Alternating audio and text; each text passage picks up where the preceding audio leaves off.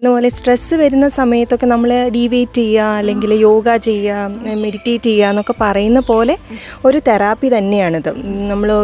നമ്മൾ നടുന്ന ചെടിയിൽ ഒരു പൂ വരുമ്പോഴും കായ് വരുമ്പോഴും ഒക്കെ നമുക്ക് ഭയങ്കര സന്തോഷമാണ്. അത് ഈ പറഞ്ഞ പോലെ ഇന്നിപ്പോൾ ഞങ്ങൾക്ക് 2 സപ്പോർട്ട കിട്ടിയതാണെങ്കിലും കൊണ്ട് മൂക്ക് കൊടുക്കുമ്പോൾ അതൊരു വലിയ സന്തോഷമാണ്. എങ്ങനെയാണ് ചെടികളുടെ അവസ്ഥ, അതെങ്ങനെയാണ് മോണിറ്റർ ചെയ്യുന്നത്?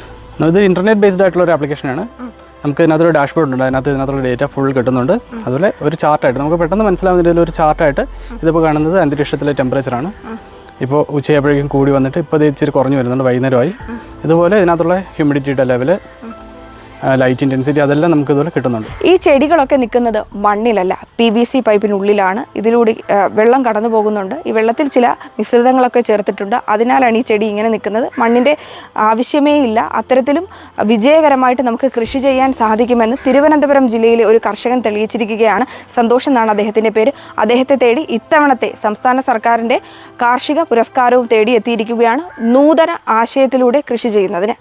എന്തുകൊണ്ടാണ് ഇത്തരത്തിലൊരു കൃഷി, ഈ ഒരു കൃഷിയുടെ പ്രാധാന്യം എന്താണ്, ഇതിനെക്കുറിച്ചൊക്കെ നിങ്ങൾക്ക് അറിയാൻ താല്പര്യം കാണും. മാത്രമല്ല ഇദ്ദേഹം ഒരു ടെക്കിയാണ്. നമുക്ക് ലാപ്ടോപ്പ് ഉപയോഗിച്ചുകൊണ്ട് കൃഷിസ്ഥലത്ത് ഏതെങ്കിലും ഒരു സമയത്ത് വന്ന് നോക്കിയാൽ മതിയെങ്കിൽ ഈ ഒരു ചെടി എങ്ങനെയാണ് നിൽക്കുന്നത്, ഇതിൻ്റെ താപനില എങ്ങനെയാണ്, കാലാവസ്ഥാ മാറ്റത്തിലൂടെ ഈ ഒരു കൃഷി എങ്ങനെ സംരക്ഷിച്ച് നിലനിർത്താം എന്നൊക്കെ സാങ്കേതിക വിദ്യയുടെ സഹായത്തിൽ ഈ ചേട്ടൻ വിജയകരമായിട്ട് സന്തോഷം എന്ന കർഷകൻ തെളിയിച്ചിരിക്കുകയാണ്. അത് എന്താണെന്ന് കാണാൻ, അതെന്താണെന്ന് അറിയാൻ കാണുന്ന പ്രേക്ഷകർക്ക് താല്പര്യം കാണും. ഇപ്പം ഇതെന്താണെന്ന് പറയാം.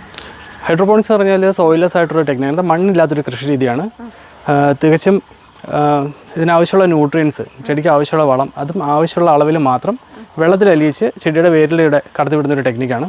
അതുകൊണ്ട് തന്നെ ചെടിക്ക് അധികം മണ്ണിലെ പോലെ ദൂരത്ത് പോയി വളം അന്വേഷിച്ച് പോകേണ്ട, എല്ലാം റെഡിമെയ്ഡായിട്ട് കിട്ടുകയാണ്. അതുകൊണ്ട് തന്നെ പ്ലാന്റ്സിൻ്റെ ഗ്രോത്ത് അത്യാവശ്യം ഫാസ്റ്റാണ്, നല്ല ഈൽഡ് കിട്ടും, പ്ലാന്റ്സ് എപ്പോഴും ഹെൽത്തി ആയിരിക്കും. ഇപ്പോൾ ഇത് പൈപ്പാണ്, പൈപ്പിൻ്റെ ഉള്ളിൽ ഇത് നമ്മൾ വെച്ചിരിക്കുന്നത് PVC പൈപ്പിലാണ്, 6 ഇഞ്ചിൻ്റെ PVC പൈപ്പ്. സാധാരണ ലീഫി വെജിറ്റബിൾസിനാണെങ്കിൽ ഇതിനേക്കാളും ചെറിയ പൈപ്പ്സ് ഉണ്ട്, ഫുഡ് ഗ്രേഡ് പൈപ്പ്സ് ഉണ്ട്, അതൊക്കെ യൂസ് ചെയ്യും. പക്ഷേ ടൊമാറ്റോ പോലുള്ള വലിയ പ്ലാന്റ്സിന് കുറച്ചുകൂടെ റൂട്ട് മാസ്, വേര് പടലം കൂടുതലായതുകൊണ്ട് 6 ഇഞ്ചിൻ്റെ പൈപ്പ് വേണം. ഇതിലൂടെ ഒഴുകുന്നത് ന്യൂട്രിയൻസ് മിക്സ് ചെയ്തിട്ടുള്ള വെള്ളമാണ്.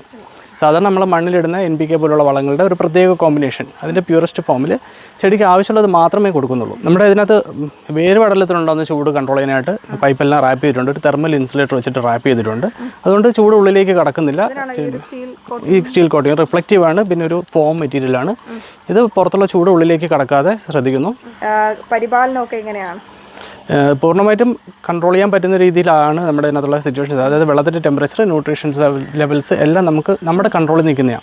അതിൽ കൂടാതെ അറ്റ്മോസ്ഫിയർ, നമ്മുടെ ഹ്യൂമിഡിറ്റി, ടെമ്പറേച്ചർ, അങ്ങനെയുള്ള കാര്യങ്ങളും നമ്മുടെ ഇവിടെ കൺട്രോൾ ചെയ്യാൻ പറ്റുന്ന രീതിയിലാക്കിയിട്ടുണ്ട്. അതിന് വേണ്ടിയിട്ടുള്ള ഒരു സോഫ്റ്റ്വെയർ നമ്മൾ കോൺഫിഗർ ചെയ്ത് അതിനകത്ത് കുറേ സെൻസേഴ്സും ആക്ച്വേറ്റേഴ്സ്, അതായത് സ്വിച്ചസും കണക്ട് ചെയ്തിട്ടുണ്ട്.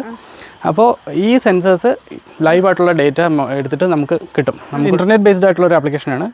നമുക്ക് ഇതിനകത്തൊരു ഡാഷ്ബോർഡ് ഉണ്ട്, ഇതിനകത്തുള്ള ഡേറ്റ ഫുൾ കിട്ടുന്നുണ്ട്. അതുപോലെ ഒരു ചാർട്ടായിട്ട് നമുക്ക് പെട്ടെന്ന് മനസ്സിലാവുന്ന രീതിയിൽ ഒരു ചാർട്ടായിട്ട് ഇതിപ്പോൾ കാണുന്നത് അന്തരീക്ഷത്തിലെ ടെമ്പറേച്ചറാണ്. ഇപ്പോൾ ഉച്ചയായപ്പോഴേക്കും കൂടി വന്നിട്ട് ഇപ്പോൾ ഇച്ചിരി കുറഞ്ഞു വരുന്നുണ്ട്, വൈകുന്നേരമായി.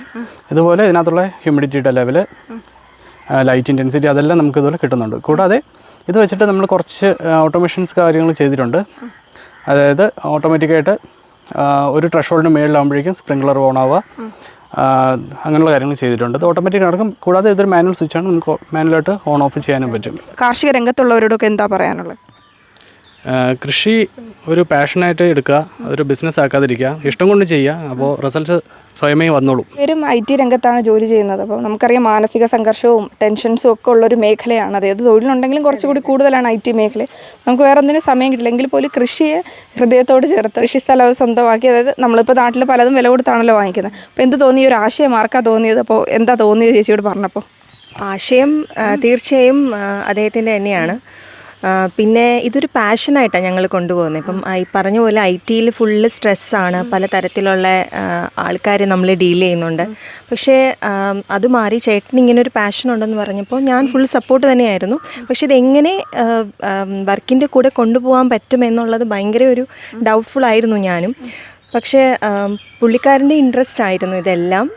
ഞാൻ കൂടെ നിന്നിട്ടേ ഉള്ളൂ. എനിക്കതിനെ കൂടുതലായിട്ട് ടെക്നിക്കലി എനിക്കറിയില്ലെങ്കിലും ഞാൻ എൻ്റെ കഴിവിനൊപ്പം കൂടെ നിൽക്കാൻ ഞാൻ ഒത്തിരി ട്രൈ ചെയ്തിട്ടുണ്ട്. ഇത്രയും കുറച്ചുകൂടി എന്താ പറയുക, അവാർഡ് കിട്ടുമെന്നോ അങ്ങനെയൊന്നും ഞങ്ങൾ എക്സ്പെക്റ്റ് ചെയ്തിട്ടേ ഇല്ല. അപ്പോൾ പ്രതീക്ഷിച്ചിരുന്നോ?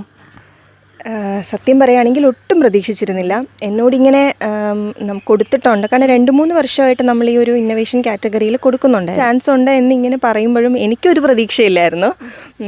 ഞാനിപ്പോൾ പറയും ഭയങ്കര എക്സ്പെക്റ്റേഷൻ വേണ്ട, നമുക്ക് കിട്ടട്ടെ എന്നിട്ട് നമുക്ക് സന്തോഷിക്കാം എന്നൊക്കെ പറയും. കാരണം ലാസ്റ്റ് ഇയർ നമ്മൾ കിട്ടും എന്ന് വിചാരിച്ച് കിട്ടാതിരുന്നപ്പോൾ ഒരു ചെറിയ വിഷമം ഉണ്ടായിരുന്നു.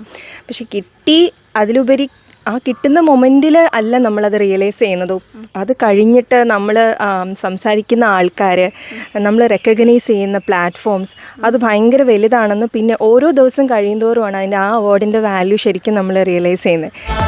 അപ്പോൾ എങ്ങനെയാ ഇനി ആഘോഷിക്കല്ലേ സ്വയംവര സിൽക്സ് ായി അവതരിപ്പിക്കുന്നത് ഹോട്ടൽ കാർത്തിക പാർക്കാട് കൂട്ടം.